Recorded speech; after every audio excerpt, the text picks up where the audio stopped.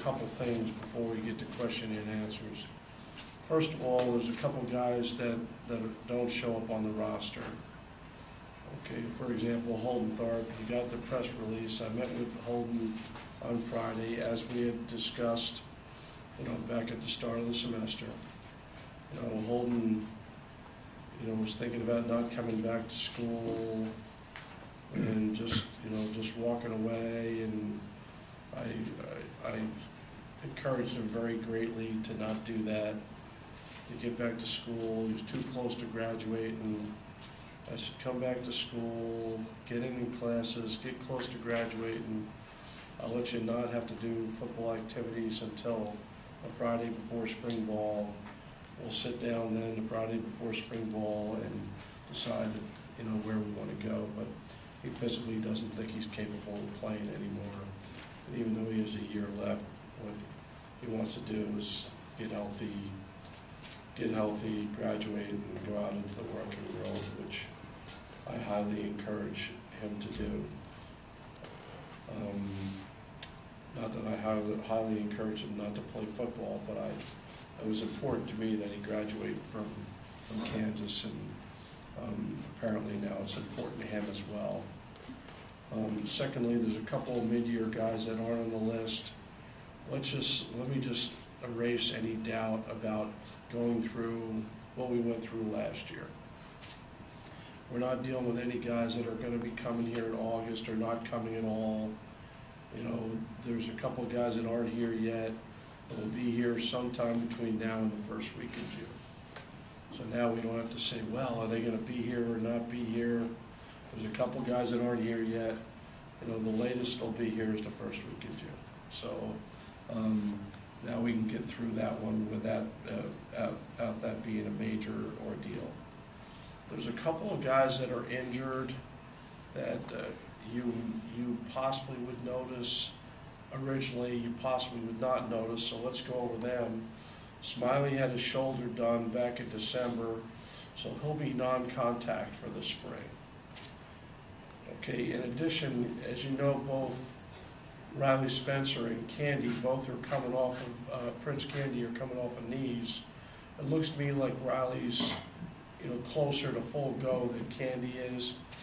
I think Riley's will be able to go right off the bat in the first practice. Prince might take him a couple more days, but he's pretty close too. He'll be out there. I don't know if he's not a couple of weeks behind Riley as far as completely recuperating from that knee. Also, during the off-season, Skylar Miles had to get a little knee procedure done.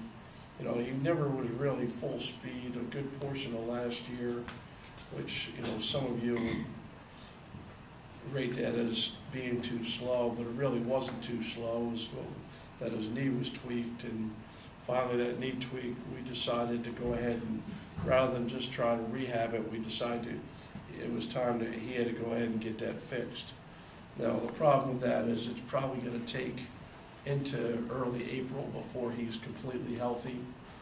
So in all likelihood, with the spring game being as early as it is this year, that would mean I probably would hold him from not playing in the spring game, even though he'd be back and ready to go by that time. A couple other issues. One is we won't have a special teams coach anymore. We won't have an assigned special teams coach. Now, even though I'm going to kind of go to Scott Vestal to put under his jurisdiction, what we're doing this year is every coach on the staff has an assignment in special teams with the exception of Ron Paulus.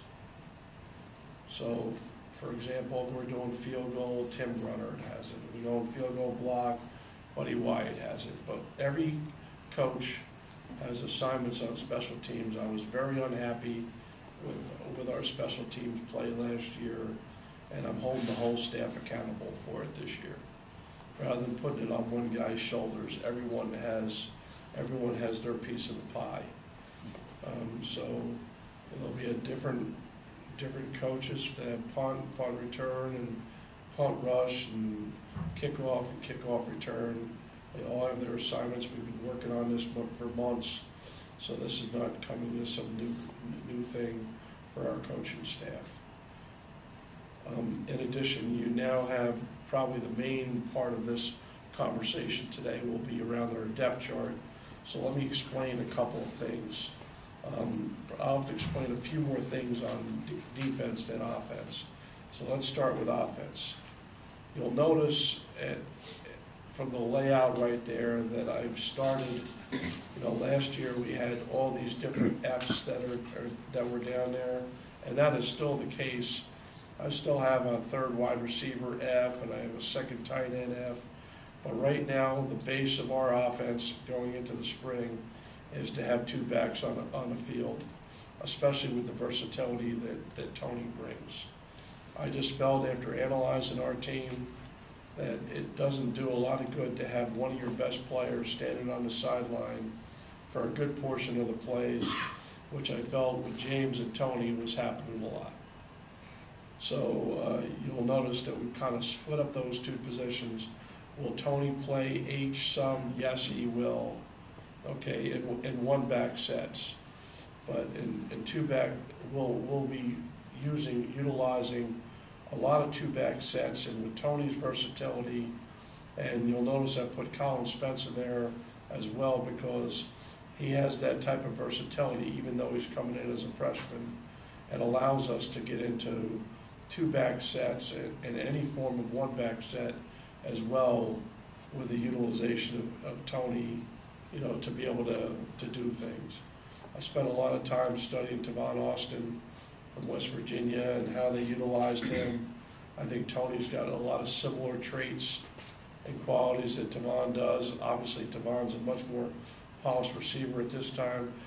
But as I watched that game last year and watched how he played and watched leading up to that game with him both at running back and wide receiver, I said, we got a guy like that, but we don't use him like that. So this is a copycat league, and when you see somebody who's utilizing something that you think you have the personnel to do that with, then you go ahead and take a look at that. So you'll see a lot of James and Tony on the field at the same time. Now defensively, let me explain to you really the front. The linebackers and DBs I think are pretty self-explanatory, other than seeing new names in a lot of the places.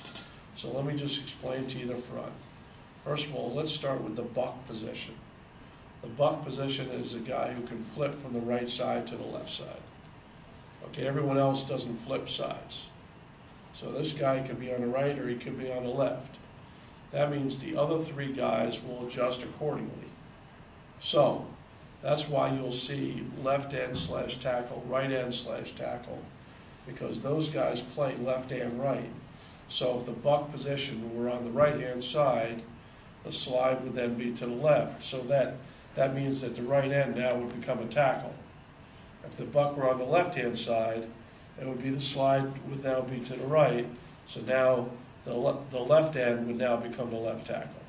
The nose is the nose, and those other two guys have to play both end and tackle. The reason why I did this is because I studied our personnel right from when our season was ended, and I felt that we had a good number of guys, big guys, both on our team and recruited in, that I thought could play those three physical positions up front. I also didn't feel we had enough pass rushing ability and flexibility with our outside rusher positions. So the buck is the beginning of our answers to that problem. There'll be times where we actually take two of those guys and put them on the field at the same time. But for simplistic version, I just wanted to explain to you that's why it's listed like that. We could be an odd, even, over, under, or bare, okay, with that. And in this league, with as quick as teams run plays, for Baylor, for example, you can't be flipping people all over the place and be lined up when the ball is snapped. And what this has done is has now given us a mechanism where we can go ahead and do that without having to run people all over the place to go ahead and get lined up. I'm hoping that those two brief analysis of both what I'm doing with the two halfbacks and what I'm doing with the defensive front will give you a clearer understanding of what those positions are, and now open the door for you to ask questions as you see fit. Covered special teams, covered the changes. I talked about the injured guys. I talked about the guys not on the roster, so I'm all set. So fire away. Campo has a new title. His role stay the same. He oversees the defense. I'm going to try to get myself overseeing the team a little bit more than just overseeing the offense. So what I'm trying to do is give all our coaches more responsibilities as far as the offense and the defense. So, Buddy's going to do more, Clint's going to do more, but Dave still oversees the defense. You talk a little bit about what coming in last year to the spring and kind of what you were looking for and what you wanted to get accomplished compared to this year, and what maybe some of those differences are and how your outlook is on each season. Well, last year I was just trying to figure out, what we had. That's really, we were putting in a defense, but putting in an offense and putting in a defense, and in a couple of cases, you put square pegs in round holes. But when you put it, you have to have an offensive and defensive philosophy and mentality. But now, a year in, now what you do is you start adapting what you do to who you have. And that's true by who you have on your team and who you recruit.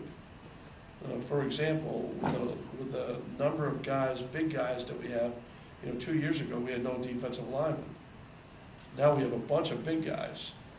So instead of asking guys to play defensive end, pure defensive end, that aren't pure defensive ends, you then tweak your system. So now what we've been able to do is now we can come up with systems that fit our personnel and likewise our personnel fits our system. And this is without going outside of our playbook. This is just adapting in year two, adapting where now you know what you have, and it gives you a much better chance to go ahead and get round pegs and round holes. Does that change expectations for the spring anyway? I mean, versus just trying to feel them out. Now you know them.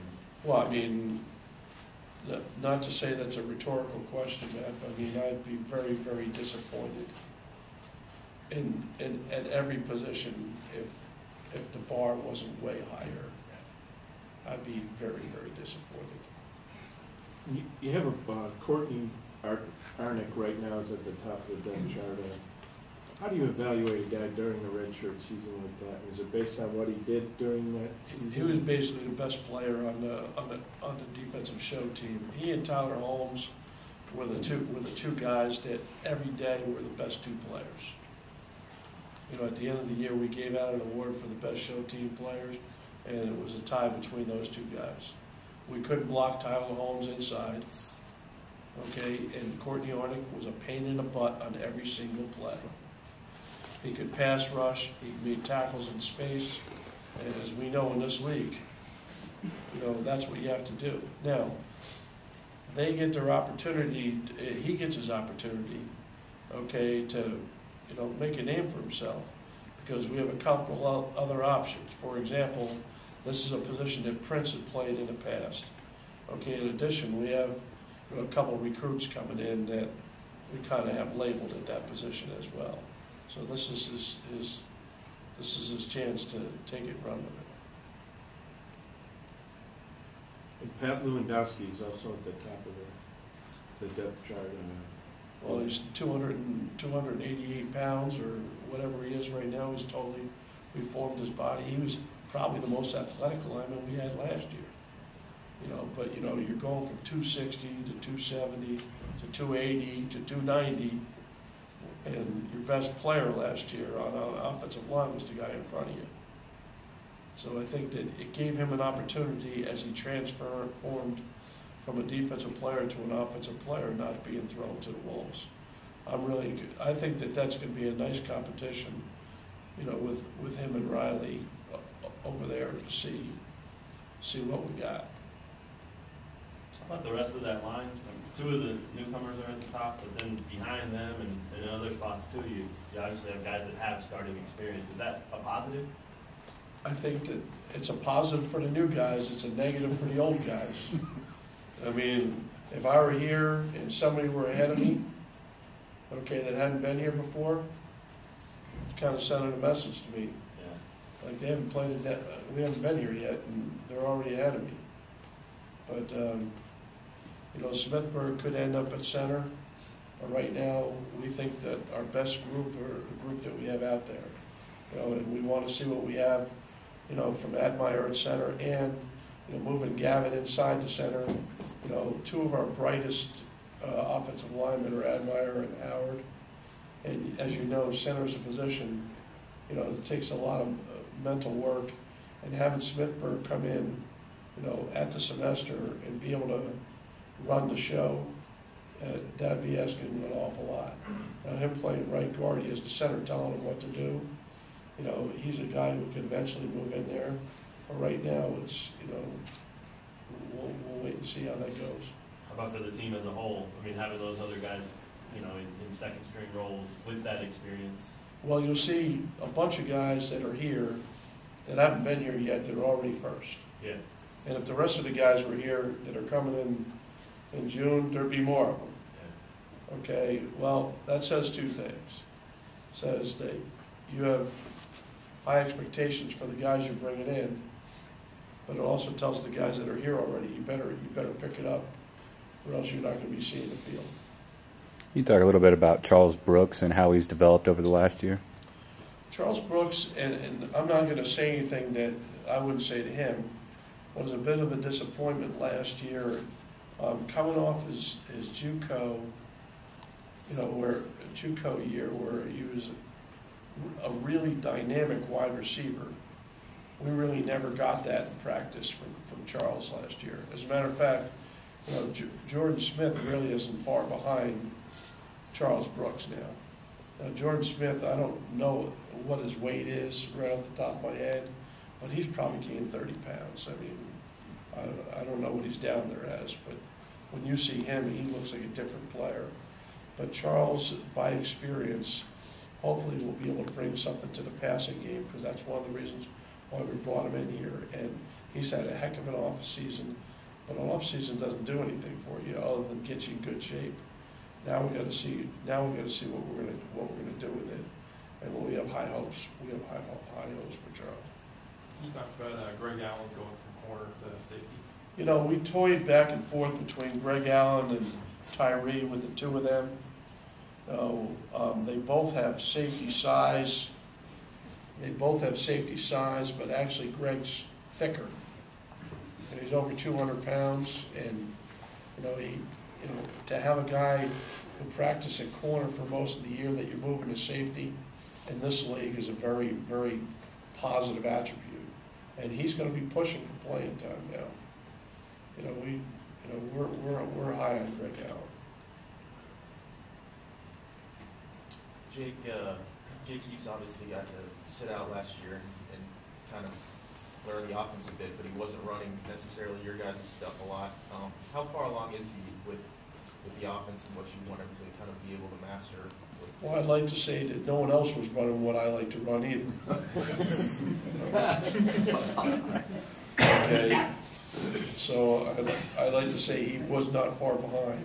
The last time I checked, I wasn't a lead option on every single play coordinator. But I think that Jake, I'm obviously very high on Jake. Michael's progressed nicely. Those two guys are going to get all the reps in the springtime. Blake already knows this. He'll get a handful of team reps, but those guys are going to get plenty of reps to answer any questions between the two of them. But I think that Jake is ready to go. I think he's chomping at the bit. That kind of extends to the leadership question too. He's obviously stepped into that role. You've told us that in the past. Has he been to your liking there, and have other guys jumped in with him? You'll have to ask the players, because, you know, I think that's, Sure. you know, I'm not, it's Hosoppel's deal really until we get on the field. No, I'm obviously very encouraged. But I think that every play you ask is gonna give you the same answer. And it's not one coming from me, it's coming from them. I mean, I think it doesn't make a difference now. You can ask defensive players. You're gonna get the same answer, whether it's an offensive player or a defensive player. And usually, as I've told you before, leadership is not something that's fake. I mean, either you are or you're not. You know, now sometimes it can be suppressed. In other words, you could have a young guy that has natural leadership about him, but doesn't say anything because he doesn't feel it's his time yet. You know, so there are guys that'll come out, but I don't think you have to worry about that too much with Jake. How about at the end of last year when you met with these guys individually? Did you have to talk to any of them about that? You know, saying, hey, coming up, you know, this spring or in the off season or whatever, I need you or you or you to be more of a leader because we're losing a bunch of seniors. I actually did it a lot of it during the West Virginia game. Oh yeah. You see that pile of crap? You want it? Is that what you want? I mean, there were several conversations going on during the game where I called him, come over here, come here, take a look at this. Is this what you want to be associated with? I said, because not what I want to be associated with. Now, of course, I'm the head coach, so, you know, it falls under my jurisdiction, but we didn't wait till the season was over to have these conversations. I mean, they knew that the second the game was over, I was going to go recruiting, and they were going to go to work. Obviously, you guys struggled quite a bit in the passing game last year. Seeing Andrew Terzili at the top of this list ahead of Justin McKay. I mean, what's that say about Terzili, or does it say more about Justin at this point? Well, I think that every one of our receivers that are on our team right now, every one of them are incomplete. In other words, they're good at something and they're not good at something else. Now, the only unknown for us really are the guys we have here. Okay, not the guys we have coming. But the guys we have here, the only unknown is Justin. Because until he gets out there and we see what holes he has in him. But I'll tell you what, last year at this time when we went through spring, to be honest with you, we were very disappointed. But we weren't disappointed as we went through fall. Because he just got better and better and better and better. So, you know, I'd like to think that that Justin's gonna press Drew, and Drew better be ready to bring his A game. How have the reports from Hosoppel changed from this winter to last winter? Well, first of all, he's happier because the bodies look so much different. I'll cite one example, okay? Aslan. Now, when we got Aslan in December, in August, he had to be close to 400 pounds. I don't even forget what it was. It was ridiculous. He weighs 312. When you see the guy, you'll say he wins you know, almost every drill that we do. This is the same guy that was 400 pounds when he got in here in August. So I mean, there's so many guys like that their bodies are different, things look different. Where, you know, we're very encouraged. But once again, working out in the weight room, you know, there's a lot of people. You know, the last time I checked, you know, you don't win championships just in the weight room. You got to be able to take that weight room stuff and then take it to the field and show progress. And that's the next major hurdle that we have to go over. With the combine, I guess, a couple weeks ago, I'm sure you probably talked to a lot of NFL coaches and scouts. What's the kind of, I guess, the general consensus on Hawkinson and Booth? Well, I think that they both held their own. You know, I think that neither one of them moved themselves anywhere but up. They certainly didn't move down. You know, I think that You know, both of them have had plenty of interest, and I think that, you know, sometimes, you know, you don't understand the numbers that are expected at the combine, but Tanner actually tested very well for an offensive lineman. You know, skinny at 298. It's amazing now that you're 298 and you're skinny. Okay, and Bradley's numbers were, for the combine, very ordinary, which is not a bad thing. You know, that means that you're right in the pack with most of the guys who play the safety position. What do you like about the earlier start to spring ball? Are guys looking forward to getting out there with the snow and the ground? Well, I really did. The main reason I did this was because I felt that you get behind in recruiting doing it at the end of April. Because what ends up happening is you have your spring game the last week in April. The next day, you've already got to be on the road recruiting. And for the next four plus weeks, you're using all your visits during that time frame. You have a 6-week window when you could do your recruiting. Okay, but by waiting to the end of April, now you've limited it to a 4-week window. You have to do all your recruiting. And like in our case, you know that one of the things we're going to do is recruit junior colleges. Well, a lot of them are practicing and having spring games the last week of April. So if you're having your spring game at that time, you miss out on seeing all those guys in person. So now we can finish their spring game, come in and do our post-spring analysis, meet individually with the players, go out for a couple of weeks, come in for a week, watch the tapes that we just gathered, go out for a couple more weeks. Okay, the only problem with this is having spring break right in the middle of this. You know, that's one thing you always have to be concerned with, but I have a special welcoming home party scheduled for 6 a.m. the morning of the 25th. Coach Hosop will be waiting for them with open arms, okay, to make sure that their spring breaks weren't too enjoyable.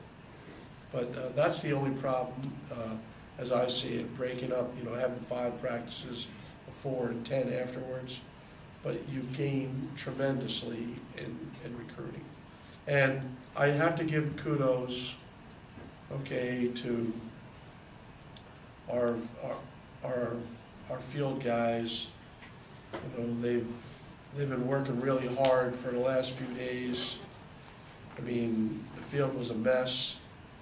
You know, you can't use a brush on our field because it's rubber-based field turf. So you also can't scrape it too low because then you'll rip up the turf. So they had to get it down, and then they were actually out there with shovels once it got down low enough.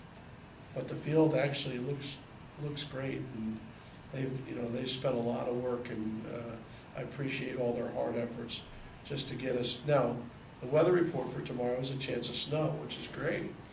You know, I told them I hope it's a blizzard, but you know, I don't think that'll be the case. I think the players are actually kind of excited to get out there, and of course they'll be whining after about 15 minutes. But I told them I didn't want to hear about it. Will that toughen them up a little bit? Go practice out in the cold and the snow on the sidelines? I think it'll get their attention in a hurry. I don't think we'll have anyone wanting to stand around tomorrow. I think they're going to want to be running around. I guess can you talk about Darius Willis kind of going from buck linebacker back to middle linebacker? He'll still play some role as a pass rusher, which is the one area where we got some utilization out of him last year.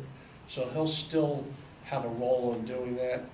But as a first and second down alignment, his body, which, you know, he's in the best shape he's ever been in, his body fits more for one of the 2 inside linebacker positions than it does for fitting a guy who's on the edge. You'll notice, like with the Buck people, I'm looking for guys 250 250 on up. You know, Michael Reynolds is a little bit below that, but you'll see Chris Morton, you'll see Goodman, you know, because you need to be able to play on the edge when these tackles are blocking you, not just pass rush on every down. You had three kickers. Are all three of those guys, Perdula, Kahn, and Doherty, in contention for field goal kicking? As a matter of fact, they're in contentions until the other field goal kicker actually ends up getting here. And then we have another kid who tried out. We have our walk-on tryouts that you guys sometimes hear about, sometimes you don't. But we had one kid who kicked 14 out of 15, including 3 for 50 yards. That's named not even down there. That he's out here too. So trust me. Okay, we're not going through what we went through last year. Okay, we have a couple really big legs, and Connor and Perdula have big legs. And then in addition, but when it comes to field goals, I'm really worried about the guys that kick the ball through the uprights. You know, that means even more to me than having the big legs. So I think there'll be plenty of competition at that position. And I think that we'll get some touchbacks on kickoffs. And I think we'll be better in the punting game. You know, now, Ron is in competition for all those positions. But, you know, based off of where we are last year, they're going to have to be earned by everybody. Because I was happy with none of the above. Mesh isn't here yet? If he's not on the roster, he'll be here in June, Okay, right? gotcha, you said that. Coach, how do you feel about the new recruiting rules kicking in? I think it's ridiculous. I think that it basically is, let's put all the rules on the institution and let them govern themselves and see whether or not they screw it up or not. You know, I like the rules. You know, I like common sense adjustments to the rules. You know, but to go from all to nothing, I mean, it'll be like the wild, wild west. So I think you'll see an adaptation. I don't think it'll be what they said they're going to do. I don't think there's any way that's the way it'll stay. I think the oversight or whatever committee will get more grounded. Okay, we're going to loosen up this, but we're not going to loosen up that. What do you, with your secondary, I mean, everyone there, with the exception of Dexter, that's at least first in the team, is new. At least new to playing, and a couple of them new to here. And there's a safety coming in that plays that position that Dexter plays too. Sure, yeah. Is that, I mean, is there one area or one position of the team where, you know, total overall like that could be a bigger concern, or? I don't know, I've watched some other competitors of ours do it effortlessly, Yeah, the way I've seen it. sure. These are good players now. More athletic secondary, would you think, than Bigger. bigger? I mean, we're gonna have some size. In addition to having some speed, you're gonna have some size. They see a lot, and they've seen a lot of what they're gonna see in this conference. I mean, I know it's different talent and all that, but in the You know judo range. what they're going against? Yeah, that style. They know what they're up against, but more importantly, they also know what we're gonna do. We're not gonna be real complicated, okay? You know, we're gonna try to line up and smack some people in the mouth. That's what we're gonna try to do. A novel concept on defense.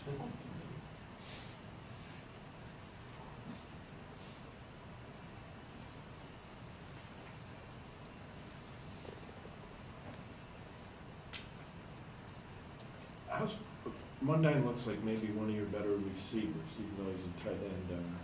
It's the rest of his game. I've been very pleased with Janae. I mean, I've been pleased with him since the season ended in just about every facet. He's changed his body. Okay, he's changed his body. He's in great shape. He's been one of those guys who you didn't know had leadership in them, but has leadership in them. I wouldn't have known that. Okay, but, you know, it's definitely out there on the table. I think that I have high hopes for Jermaine. It got a little redundant last year. Everybody kept asking you about James Sims and where you saw that, and you said, hey, I told you we talked about him. How about now? I mean, what's he done in the offseason, and what do you expect from him going into this year? Well, see, he's in a lot better shape now than he was last year at this time. And basically because the guys that he's around are some of the hardest working guys on the team. I mean, Tony's like the Energizer Bunny, you know. He's gonna go all full speed on every drill on every day. Okay, and Taylor's like that, Brandon's like that, so I mean, he's just to stay even. It forces you, I don't think he's ever been in this type of shape. I mean, he feels really good about himself right now. The difference between James and Tony wants to do it, James has to do it. There's a difference.